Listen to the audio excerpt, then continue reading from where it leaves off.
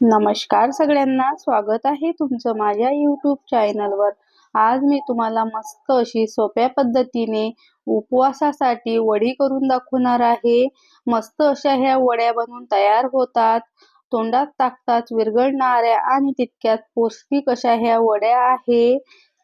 इथे मी त्यासाठी सर्वात आधी 1 वाटी शेंगदाणे घेतलेले आहे। पाहू शकता तुम्ही, शेंगदाणे आपल्याला इथे मस्त असे खमंग आणि मीडियम गॅसवर छान असे डाग पडेपर्यंत भाजून घ्यायचे आहे।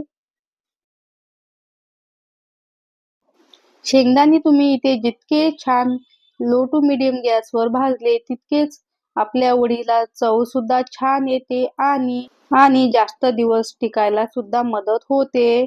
शेंगदाणे इथे मी आता छान असे भाजून घेतलेले आहे। पाहू शकता तुम्ही, मस्त असे आतपर्यंत डाग पडले गेले पाहिजे इतपत आपल्याला हे शेंगदाणे भाजून घ्यायचे आहे। इथे आता शेंगदाणे बाजूला आपल्याला एका डिश मध्ये काढून घ्यायचे आहे आणि छान असे थंड करून घ्यायचे आहे। त्यानंतर त्याच कढईमध्ये मी सेम वाटीने पाव वाटी खोबऱ्याचा किस घेतलेला आहे। इथे मी हे डेसिकेटेड कोकोनट घेतलेलं आहे। तुम्ही याच ठिकाणी किसून घेतलेलं खोबरं सुद्धा इथे वापरू शकता। हे खोबरं आपल्याला हलक्याशा तांबूस रंगावरती भाजून घ्यायचं आहे। खूप जास्त इथे आपल्याला हे करपवायचं नाही, अगदी थोडंसं भाजून घेणार आहे।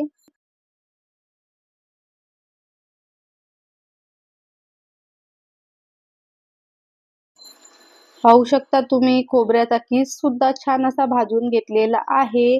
नंतर इथे मी मखाने घेतलेले आहे। 1 वाटी भरून मखाने घालणं पूर्णपणे ऑप्शनल आहे। तुम्हाला जर स्किप करायचे असतील तर तुम्ही फक्त शेंगदाणे आणि खोबरं किसचे सुद्धा बर्फी इथे बनवू शकता। त्यानंतर त्याच कढईमध्ये मी थोडेसे काजू आणि बदाम सुद्धा भाजून घेतलेले आहे। हे आता मी छान असं मिक्सरला वाटून घेणार आहे। पाहू शकता तुम्ही, इथे आता हे पावडर आपल्याला बाजूला ठेवायची आहे। त्यानंतर इथे मी शेंगदाण्यांचे थोडेसे साल काढून घेतलेले आहे। तुम्ही पूर्ण सुद्धा साल इथे काढू शकता। त्यानंतर याच शेंगदाण्यामध्ये मी किस सुद्धा घालून घेणार आहे खोबऱ्याचा आणि 2 वेलची इथे मी घालणार आहे। वेलची घालून हे आता आपल्याला मिक्सरला छान असं वाटून घ्यायचं आहे।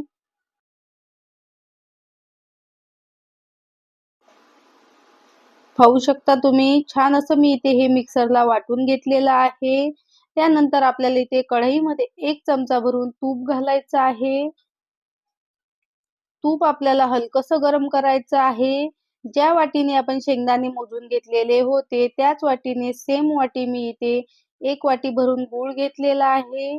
गूळ मी इथे छान असा चाकूने कट करून घेतलेला आहे। इथे आता आपल्याला गुळाचा पाक वगैरे अजिबात करायचा नाही। गूळ फक्त आपल्याला इथे विरघळून घ्यायचा आहे।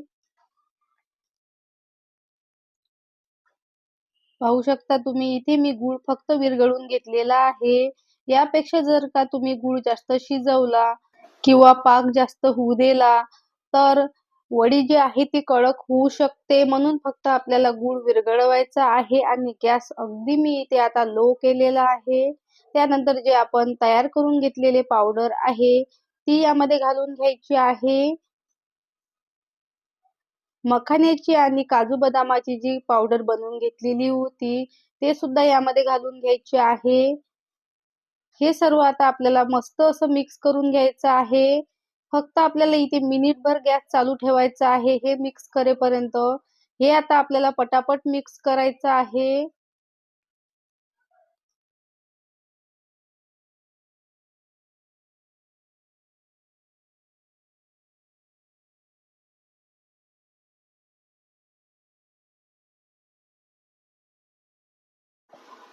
पाहू शकता तुम्ही, हे मी आता इथे छान असं मिक्स करून घेतलेलं आहे। इथे आता आपल्याला याच ठिकाणी गॅस बंद करायचा आहे।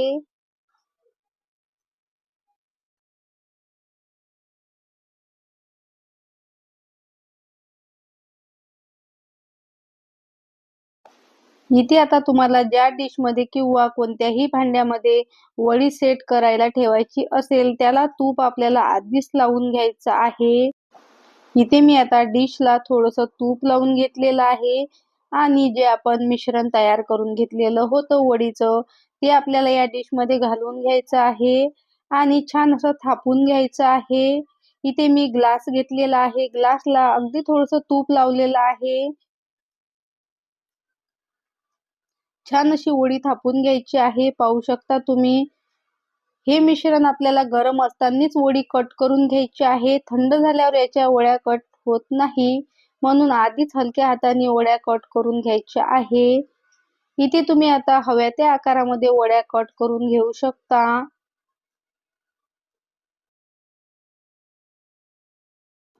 इथे मी आता वडी छान अशी थंड करून घेणार आहे. पाहू शकता तुम्ही वडी आपली इथे मस्त अशी सेट झालेली आहे. अगदी 15 ते 20 मिनिटात ही आपली वडी सेट होते. पाहू शकता तुम्ही मस्त अशी ही आपली खुसखुशीत अशी वडी बनवून तयार झालेली आहे.